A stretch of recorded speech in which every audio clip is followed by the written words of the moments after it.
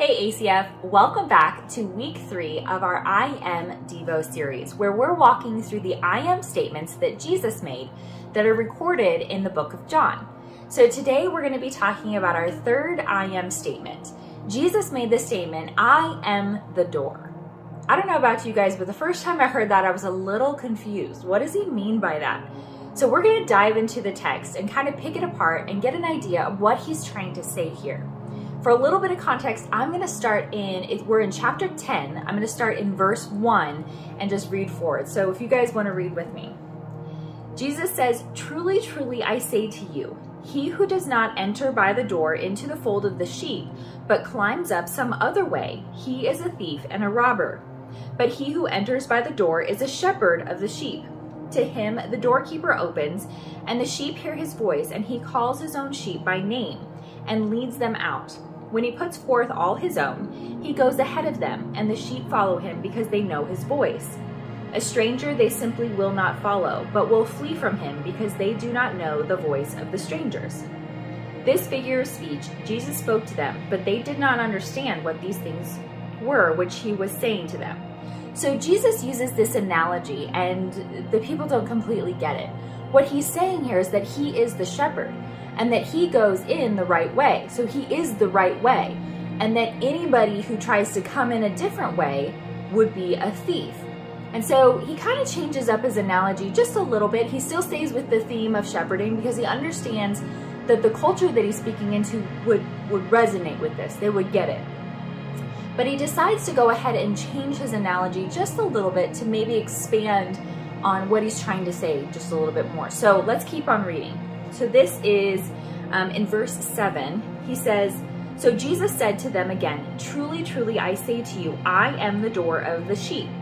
All who come before me are thieves and robbers, but the sheep did not hear them. I am the door. If anyone enters through me, he will be saved and will go in and out and find pasture. The thief comes only to steal, kill, and destroy. I came that they may have life and have it abundantly.'" So I love this analogy so much. What Jesus is saying here is that there are going to be those who try and come the wrong way, but he is the only right way. He is the door. So Jesus is the way to salvation, and he is the way that we get into salvation, what we get into the good pasture. And that's what he's talking about here. That good pasture is symbolic of salvation, of righteousness, of just communion with God. And it says that those who come before him, who try to go a different way, these are the thieves. And the thieves only come to kill, steal, and destroy. And we know who our enemy is. We know that we have a real enemy, and he would love to convince us to do things in a way that is contrary to how Jesus would have us do them. He would love to convince us that we can get into the good life, or we can get into salvation, or even into heaven in a way other than how Jesus has told us. But the truth of this statement and the point that Jesus is making is that he is the only way. And any other promises of getting to heaven or salvation or righteousness by any means other than him, they're just a lie. And he tells us that our enemy comes to kill, steal, and destroy, but that he comes to give us life. But not just any life, he comes to give us life abundant. I don't know about you guys, but that word abundant just resonates with me. It makes me think of never having need.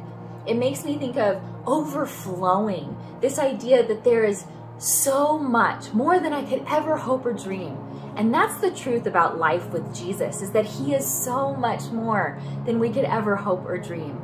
And the only way for us to get to that kind of life is through Jesus and Jesus alone.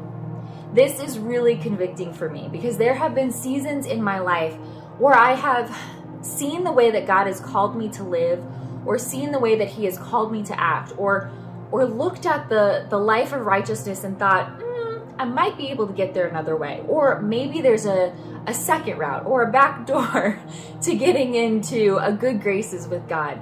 There's been times in my life where I tried to negotiate with Jesus about the right way to do things, and it never ever worked out. It always ended in my calamity.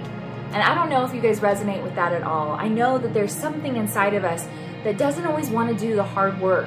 We don't always want to deny ourselves, to take up our cross and follow Jesus. But I promise you, from my own experience and from the experience of others around me that I've been so honored to watch, doing it Jesus' way is the only right way. He is the door. He's the only right way to get in. So this week we're going to be looking at this. We're also going to be looking at how Jesus is our measuring stick. Thank goodness we have a measuring stick, because I don't know about you guys, I can be really gullible sometimes. So we can look at Jesus and we can see what truth is. We can see what honor is. We can see what grace is. We can see what righteousness is.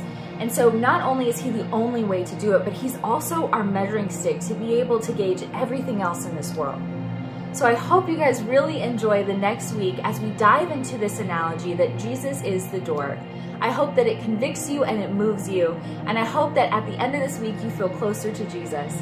We love you guys so much. I hope you're having a great week, and we'll see you back soon. Bye.